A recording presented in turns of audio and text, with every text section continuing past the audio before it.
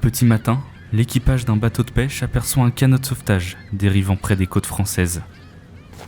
À l'intérieur, il ne trouve qu'une veste et un chéquier au nom d'un certain Yves Godard, un médecin qui a récemment disparu en mer avec sa femme et ses 2 enfants. Mais ce qui n'était au départ qu'un simple fait divers va rapidement se transformer en une grande affaire judiciaire. Une piste de preuves troublantes, d'indices contradictoires et de rebondissements de plus en plus surréalistes. Rapidement, l'affaire devient l'un des mystères les plus poignants que la France n'ait jamais connu. Ceci est la disparition de la famille Godard.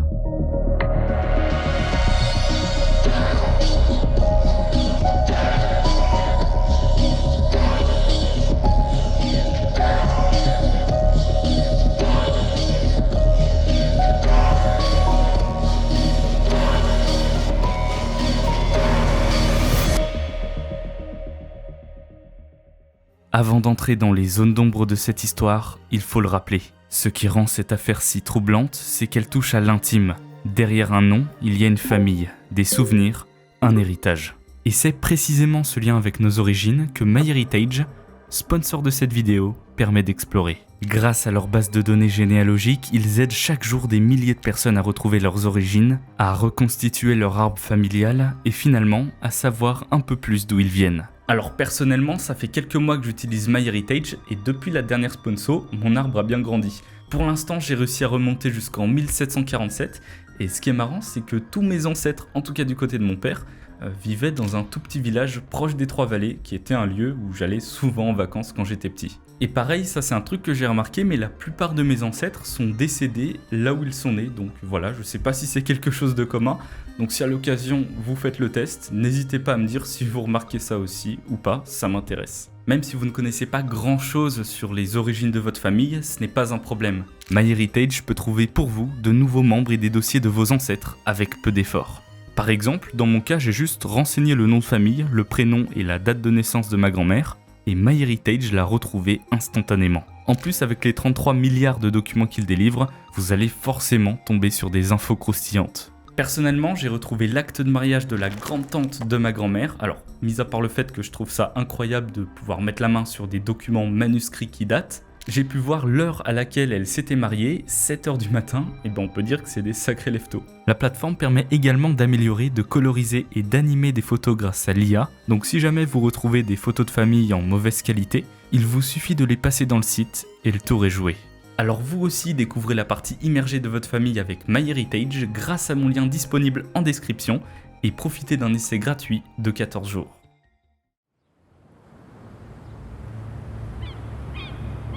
Mardi 7 septembre 1999. La police locale reçoit un appel concernant un véhicule suspect garé au port des Sablons à Saint-Malo depuis quelques jours. Une fois rendu sur place, les agents l'examinent de près. Le véhicule s'avère être au nom d'Yves Godard, le même homme qui a disparu avec sa famille une semaine auparavant. Il s'agit d'un van Volkswagen modèle T4 qui semble être resté là où il a été abandonné. Dès l'ouverture de la camionnette, les officiers comprennent qu'il ne s'agit pas d'une disparition ordinaire.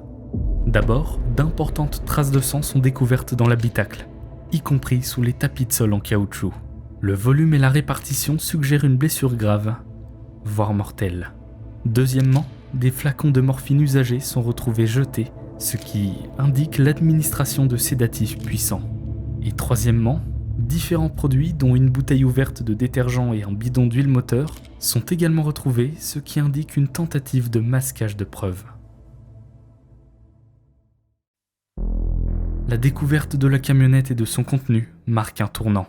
Ce qui avait d'abord été considéré comme un possible accident maritime commence à ressembler davantage à un crime prémédité. Que s'est-il passé dans cette camionnette? Où sont Yves et sa famille? C'est trop étrange pour être ignoré. Alors, une perquisition au domicile des Godard est effectuée. Dans le salon, d'importantes traces de sang sont découvertes sous les coussins du canapé, retournées manifestement pour les dissimuler. D'autres traces de sang sont trouvées dans l'escalier menant à la chambre principale. En soulevant le matelas, les enquêteurs découvrent une large tache de sang séchée d'environ 30 cm de diamètre imprégnée sur sa face inférieure. À proximité, de fines éclaboussures ont atteint le mur à hauteur de cou, laissant penser à une blessure particulièrement violente. Aucun signe d'effraction ou de cambriolage n'est révélé. Après analyse médico-légale, il est confirmé que le sang provient de Marie-France, l'épouse d'Yves Godard et la mère de ses enfants. Avec le sang trouvé dans la maison et la confirmation que la camionnette appartient au père de famille, l'étape suivante consiste à trouver une explication rationnelle à ce qui a pu se passer ce jour-là. Selon Bernadette Schall, leur voisine, la famille est partie en vitesse ce matin-là dans sa camionnette vers 8h45. Elle jure à la police avoir vu Yves, les 2 enfants et Marie-France lui faire un petit signe de la main. Yves avait en fait réservé quelques semaines plus tôt un Sun Odyssey, un voilier de 9 mètres de long de la marque Jeannot Shipyards. Yves a-t-il tué sa propre femme ? Si tel est le cas, comment aurait-il pu se débarrasser du corps ? Le trajet entre la maison familiale et le port dure environ 1h45, un laps de temps trop court et peu propice à dissimuler un cadavre, d'autant plus qu'il était encore avec ses enfants dans le van familial. Peut-être que Marie-France n'est jamais montée dans le véhicule et que le crime s'est déroulé la nuit précédente. Dans tous les cas, une chose est certaine, la maison comme la camionnette ont été nettoyées précipitamment. Car concernant cette dernière, certains éléments montrent des traces de nettoyage à l'eau et au détergent. Mais pour la police, Yves Godard n'est plus simplement une personne portée disparue. Il devient désormais le principal suspect dans ce qui s'oriente clairement vers une affaire de meurtre. Yves est activement recherché.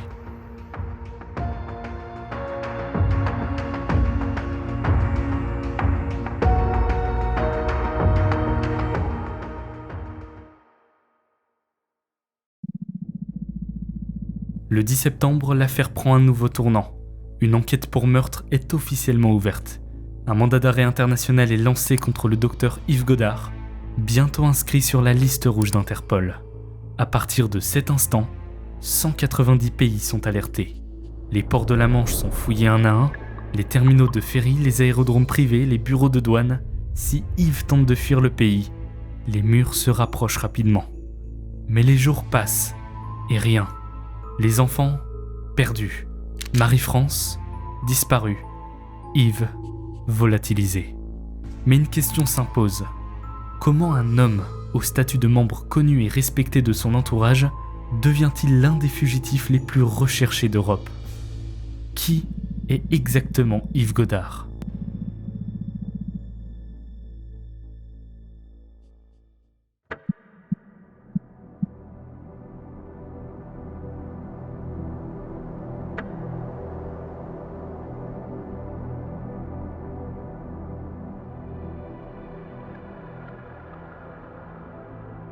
Yves Godard n'est pas un médecin comme les autres. Spécialisé en acupuncture et en médecine alternative, il exerce dans une petite clinique à Caen, en Normandie. Ceux qu'il côtoie parlent d'un homme calme, bienveillant et profondément investi dans son travail. Parmi ses confrères, il se fait remarquer par des méthodes peu conventionnelles, mais reconnues pour leur efficacité. Son professionnalisme discret, allié à une grande empathie, lui vaut l'estime générale. Sans jamais chercher la lumière, Yves finit pourtant souvent sous les projecteurs. À la maison, il semble tout aussi dévoué. Il vit avec sa femme, Marie-France, et leurs 2 enfants, Camille et Marius, dans une modeste maison de Tilly-sur-Seulles, un paisible village normand. Yves consacre ses week-ends à ses enfants, pêchant ou jouant dans le jardin. Malgré un emploi du temps chargé, il veille à être présent. Marie-France, quant à elle, est perçue comme chaleureuse et gentille, bien qu'un peu réservée. Elle est une mère aimante, marquée par une enfance difficile, mais apaisée depuis sa rencontre avec Yves. Rien ne laisse présager la moindre tension, aucun conflit, aucun signe d'instabilité. De l'extérieur, la famille semble unie, paisible, presque exemplaire. C'est ce visage-là que l'on connaît de la famille Godard, et c'est ce qui rend la suite si déroutante. À l'improviste, Yves annule tous ses rendez-vous, règle ses affaires, ferme son cabinet. Quelques jours plus tard, il devient l'homme le plus recherché du continent, suspecté d'un crime que personne ne l'aurait cru capable de commettre.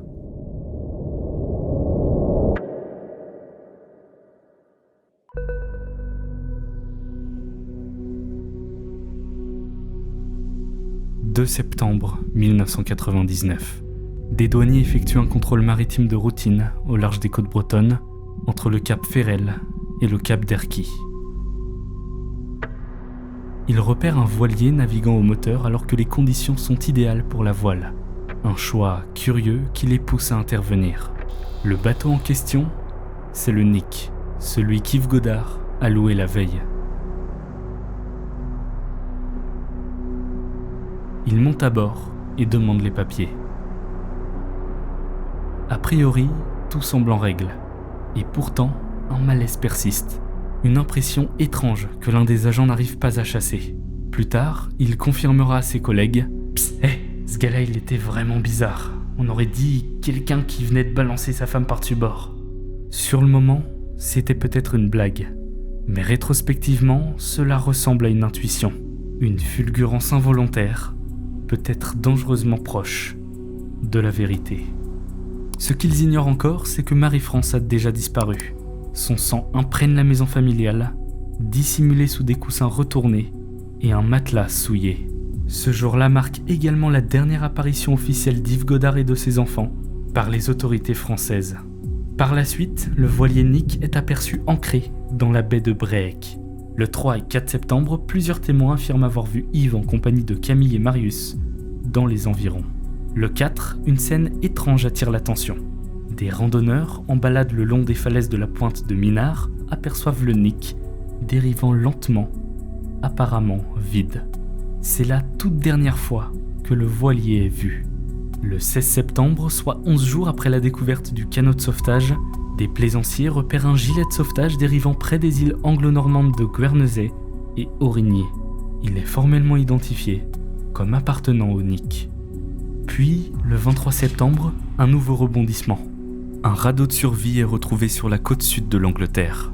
Yves et ses enfants se sont-ils noyés en mer ? Le Nick a-t-il coulé ? À première vue, tout porte à croire qu'il s'agit d'une catastrophe maritime. Mais un examen plus approfondi raconte une toute autre histoire. La toile a été tranchée nette comme au couteau. La cartouche de gaz, censée le gonfler automatiquement, est absente. Et surtout, hormis ces altérations suspectes, le radeau est en excellent état, en tout cas bien trop bon pour un objet censé avoir dérivé en mer pendant plusieurs semaines. Tout semble indiquer qu'il a été déployé récemment, puis abandonné volontairement pour être retrouvé. Et pendant ce temps, aucun débris du Nick n'est retrouvé, ni mât brisé, ni voile déchirée, ni même une quelconque trace d'un naufrage. Rien. Tout cela ressemble moins à un accident qu'à une mise en scène méticuleuse, destinée à faire croire à un naufrage, sans qu'il y en ait eu un. Avant de poursuivre, je tiens à préciser que ce documentaire est un projet partagé, réalisé en collaboration avec Virtual Carbone, un youtubeur anglophone qui est tout aussi intrigué et passionné que moi par les histoires étranges. Tout ce que vous voyez ici a donc été construit ensemble, du début à la fin. Une version anglaise est d'ailleurs disponible sur sa chaîne. Si vous aimez ce format et que vous souhaitez voir d'autres mystères comme celui-ci, n'hésitez pas à vous abonner.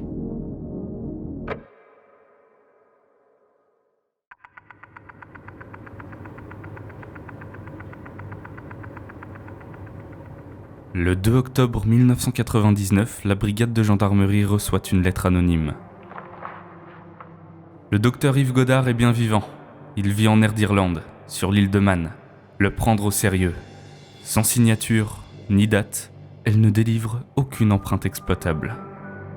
Les autorités françaises prennent immédiatement contact avec les forces locales de l'île britannique. Étonnamment, les policiers manois confirment qu'un homme français, accompagné d'un garçon et d'une fille, ont bien séjourné au Man Inn Hotel.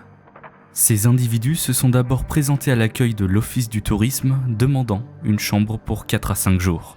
L'hôtesse explique que ses hôtels partenaires sont complets, elle propose donc aux visiteurs de laisser ses coordonnées, ce que l'homme ne fait pas. Malheureusement, les caméras de surveillance étaient en panne pendant 2 jours, précisément durant la période où le trio aurait été aperçu. Peu après, un propriétaire d'hôtel de l'île de Man confirme lui aussi avoir hébergé un Français accompagné de 2 enfants entre le 7 et le 14 septembre. Selon lui, leur apparence correspondait parfaitement à celle d'Yves Godard, Camille et Marius. Ce témoignage, comme celui de l'hôtesse, semble crédible. mais aucune preuve tangible ne permet de confirmer leur identité. À mesure que le mystère s'épaissit, les enquêteurs s'interrogent. Ces témoins ont-ils réellement vu Yves Godard ou projettent-ils un visage familier sur des inconnus ? Godard choisit délibérément de s'arrêter uniquement sur des îles reculées, difficiles à surveiller, peu fréquentées et plus complexes à contrôler pour les autorités. Plus il progresse vers le nord, plus il éloigne les chances d'être rattrapé rapidement par la police française. N'oublions pas qu'Yves est un marin expérimenté. Ces zones, il les connaît, faisant de l'espace maritime un avantage pour lui. Très vite, une chose devient évidente. Rien de tout cela n'est improvisé. Tout semble avoir été planifié et organisé. Mais la grande question reste entière. Pourquoi ? À mesure que l'enquête progresse, une certitude se dessine. Rien n'a été laissé au hasard. L'itinéraire maritime, les objets retrouvés, tout semble minutieusement orchestré. Ce n'est pas un accident, c'est une mise en scène. Et plus les enquêteurs explorent la vie personnelle d'Yves Godard, plus le vernis craque. Le médecin attentionné, discret, aimé de ses patients et père dévoué n'était peut-être qu'une facette. Derrière cette image, un autre homme se dessine. Plus trouble, plus insaisissable. Depuis qu'il est en couple avec Marie-France, Yves se coupe peu à peu de ses anciens cercles. Il ne sort plus que pour travailler. Ses proches ne le reconnaissent plus vraiment.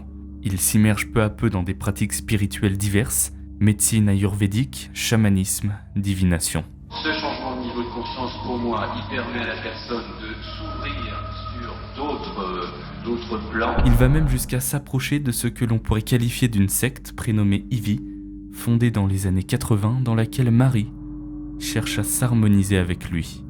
Là, vous ne donnez presque rien, simplement du magnésium en oligo, une ampoule, et le miracle se poursuit.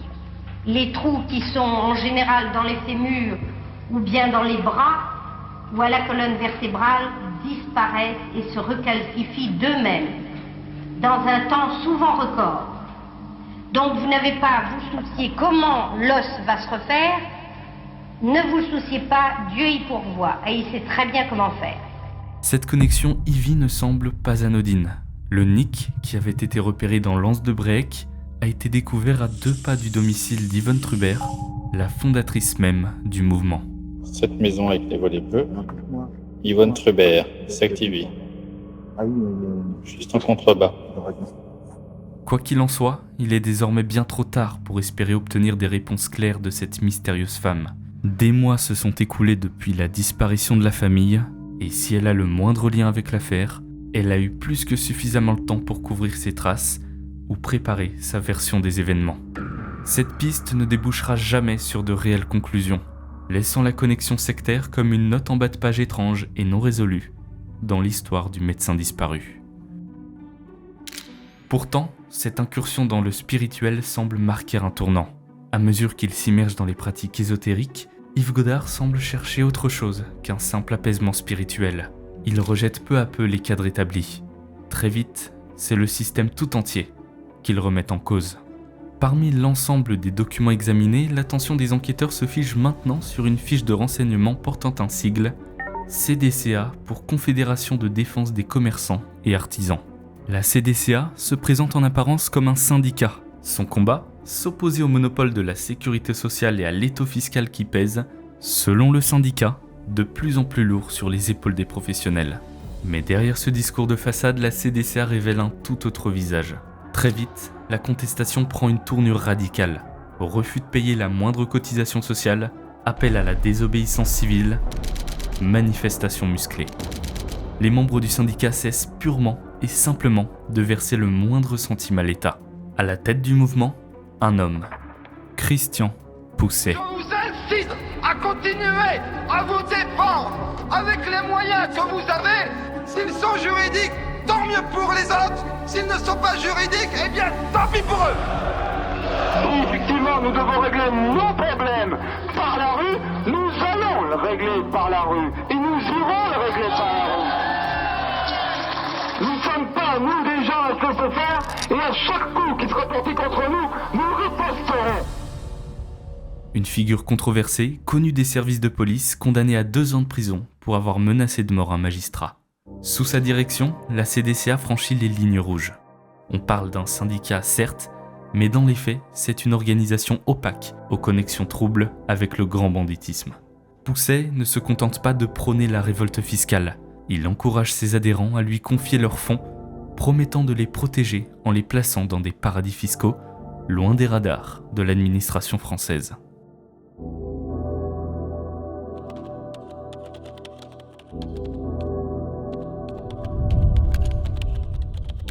Dès son adhésion, Yves s'implique tout en restant fidèle à sa nature discrète.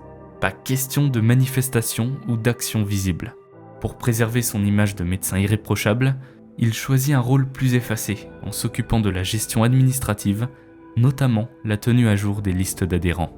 Mais il ne se contente pas de rester en coulisses, il entre pleinement dans la logique du mouvement. Il cesse de payer ses cotisations sociales, renonce à sa retraite, coupe tout lien financier avec l'État et va jusqu'à transférer l'ensemble de ses biens à ses enfants. Ainsi, légalement, il ne possède plus rien et donc plus rien à saisir.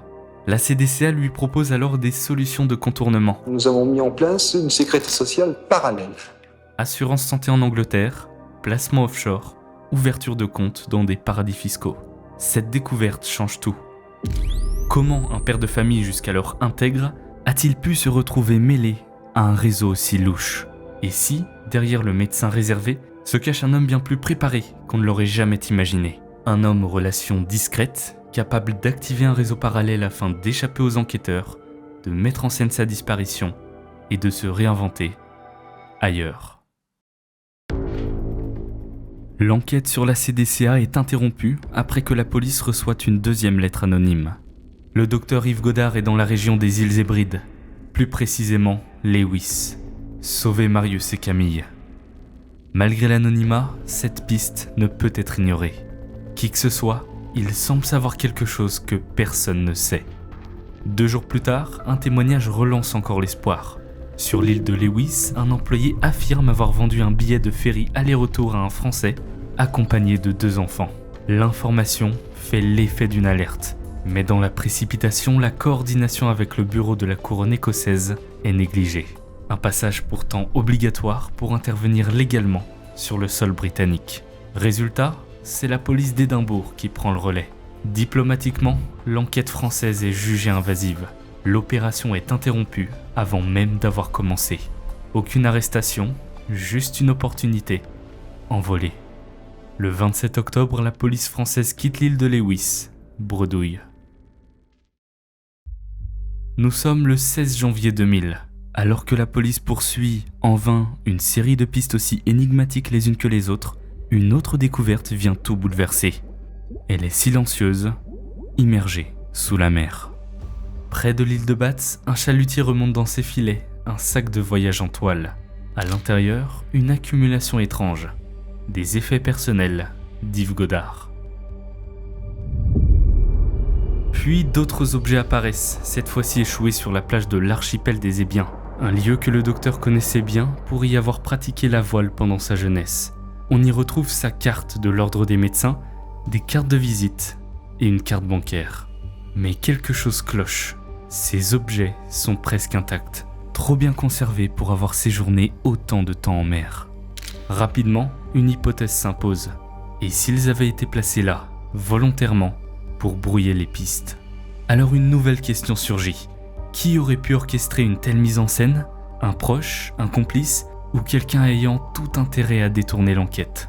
Dans l'esprit des enquêteurs, un nom revient. La CDCA. Cette organisation discrète à laquelle Yves appartient pourrait bien détenir plus de clés qu'on ne le soupçonne.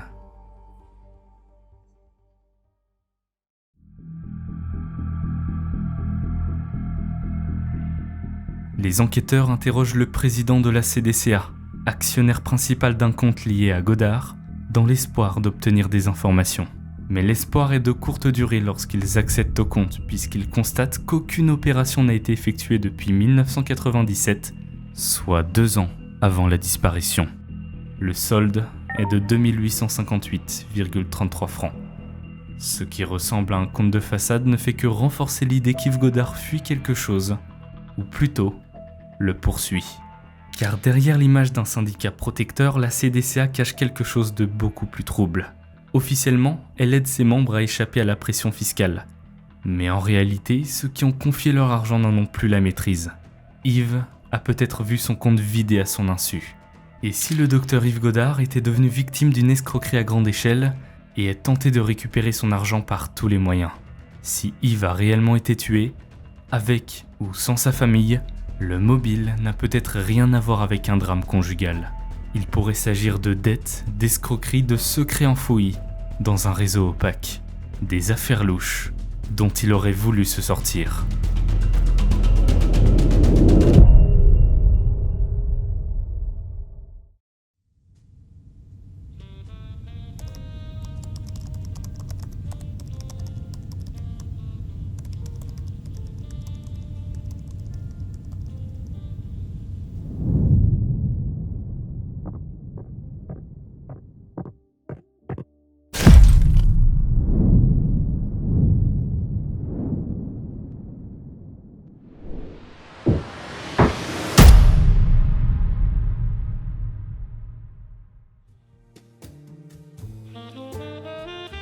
Christian Pousset, président de la CDCA, vient d'être assassiné. L'affaire Godard menaçait-elle certains intérêts? Ou n'était-ce qu'une coïncidence? Les zones d'ombre de l'affaire s'épaississent.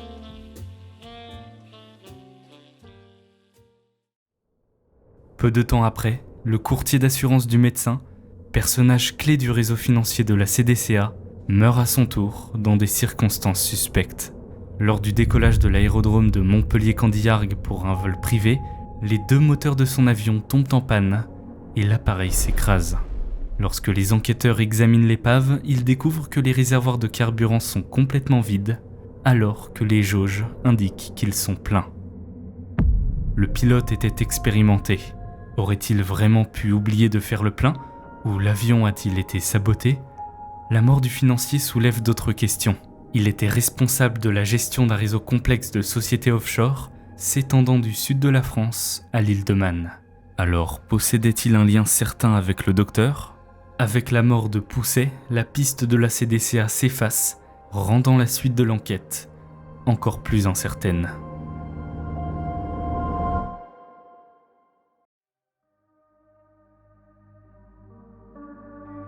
Dans la nuit du 5 juin 2000, l'équipage d'un bateau en opération dans la baie de Saint-Brieuc repêche un fragment de crâne humain dans ses filets.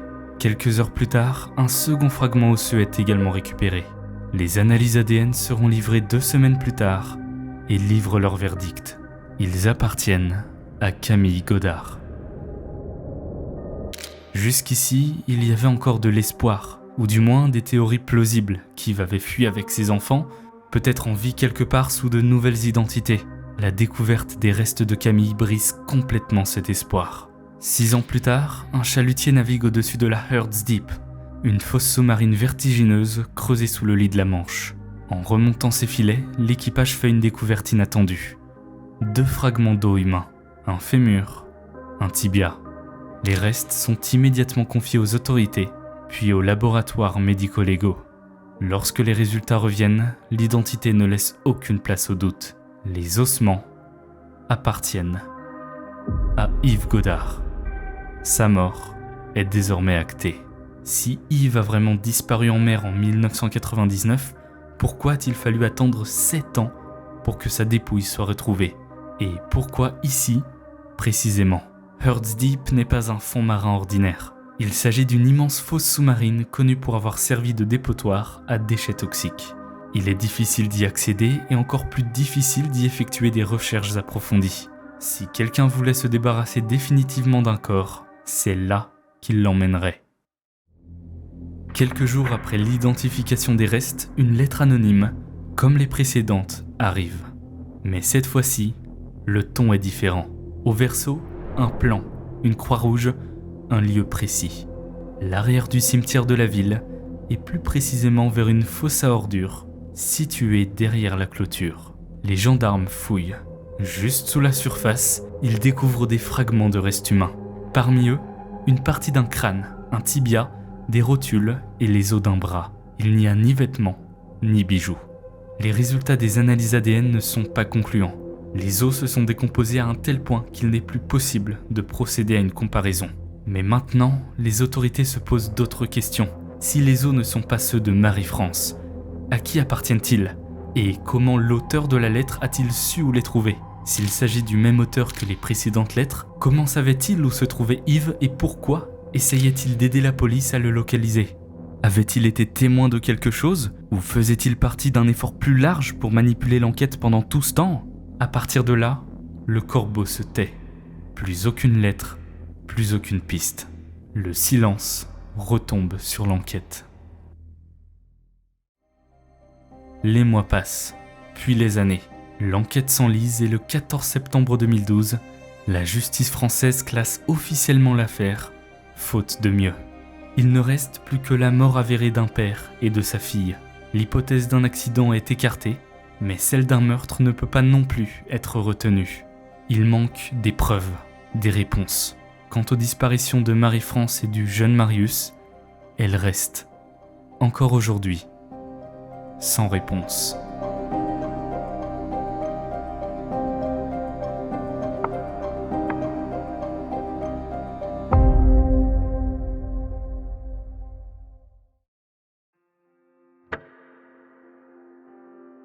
Un père mort, une fille morte, une mère et un fils disparus, des objets personnels éparpillés dans des endroits étranges, des lettres d'une personne qui semblait en savoir trop, et les mouvements calmes et délibérés d'un homme qui, de la vie générale, n'aurait jamais pu faire une chose pareille.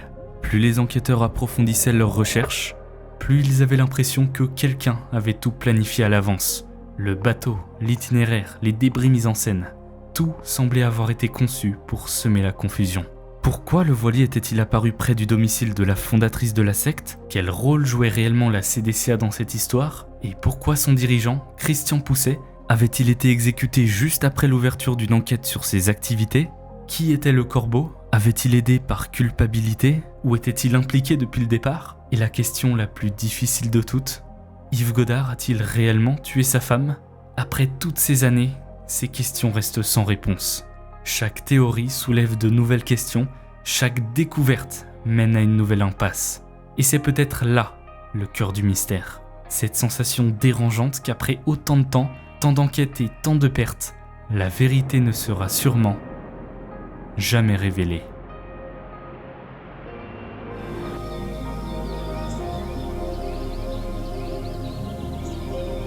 On pense qu'il y a eu un drame.